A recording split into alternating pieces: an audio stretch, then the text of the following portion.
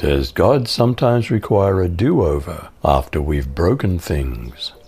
How great is God's mercy? Do we let our light shine from within? Let's look at Exodus 34. Were the previous tablets the work of God? Was Moses to chisel a copy of the stone tablets himself this time for God to write on? The Lord said to Moses, "Chisel out 2 stone tablets like the first ones, and I'll write on them the words that were on the first tablets which you broke. Be ready in the morning, and then come up to Mount Sinai. Present yourself to me there on top of the mountain. No one's to come with you, or be seen anywhere on the mountain. Not even the flocks and herds may graze in front of the mountain." So Moses chiseled out 2 stone tablets like the first ones, and went up Mount Sinai early in the morning, as the Lord had commanded him. And he carried the 2 stone tablets in his hands. How much greater is God's mercy than his punishment? Then the Lord came down in a cloud, and stood there with him, and he called out his own name, Yahweh. The Lord passed in front of Moses, calling out, "Yahweh, the Lord, the God of compassion and mercy. I am slow to anger, and filled with unfailing love and faithfulness. I lavish unfailing love to 1,000 generations. I forgive iniquity, rebellion, and sin, but I don't excuse the guilty. I lay the sins of the parents upon their children and grandchildren. The entire family is affected, even children in the 3rd and 4th generations." What was Moses' prayer about this time? Do we also need God's pardon? Do we desire his inheritance? So Moses made haste and bowed his head toward the earth and worshipped. Then he said, "If now I've found grace in your sight, O Lord, let my Lord, I pray, go among us, even though we are a stiff-necked people, and pardon our iniquity and our sin, and take us as your inheritance." Did God make a covenant to drive out 6 corrupt and perverse nations? He said, "Behold, I make a covenant. Before all your people I'll do marvels, such as have not been worked in all the earth, nor in any nation. And all the people among whom you are shall see the work of Yahweh. For it's an awesome thing that I do with you. Observe that which I command you today. Behold, I drive out before you the Amorite, the Canaanite, the Hittite, the Perizzite, the Hivite, and the Jebusite." What did God have to say about international agreements or treaties between Israel and foreign nations? Don't make treaties with any of those people. If you do, it'll be like falling into a trap.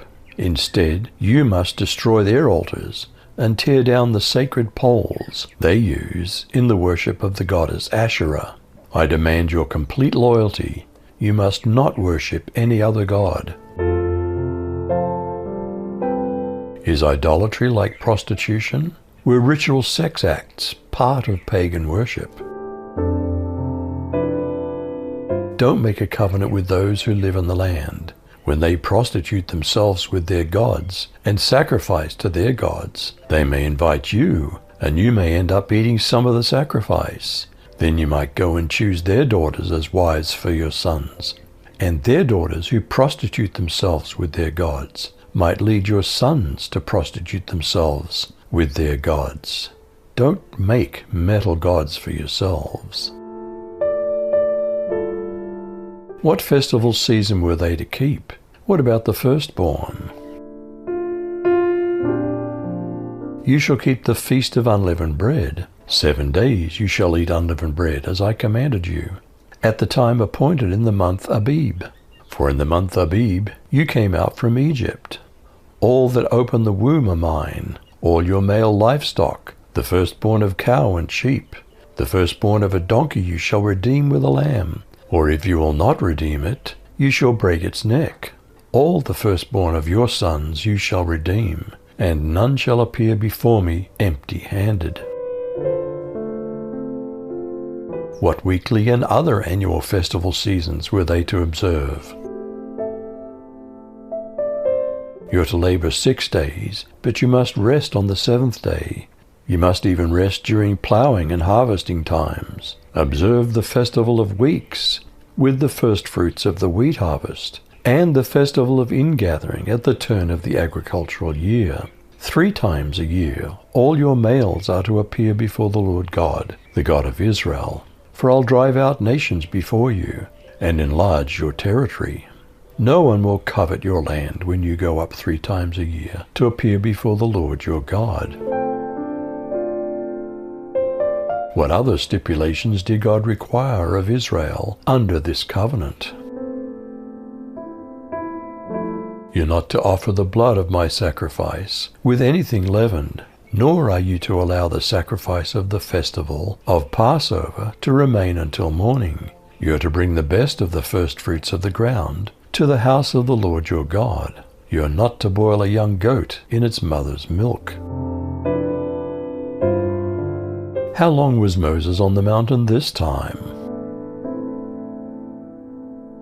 And the Lord said to Moses, You write these words, for after the tenor of these words I've made a covenant with you and with Israel. And he was there with the Lord 40 days and 40 nights. He did neither eat bread nor drink water.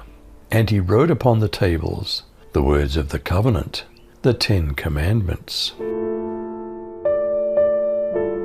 Why were people afraid to come near Moses after he came down from the mountain?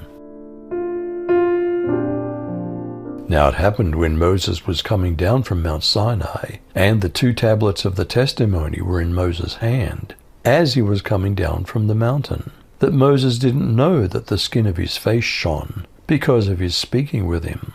Then Aaron and all the sons of Israel saw Moses, and behold, the skin of his face shone, and they were afraid to come near him. What did Moses do to his face when he finished speaking with the people?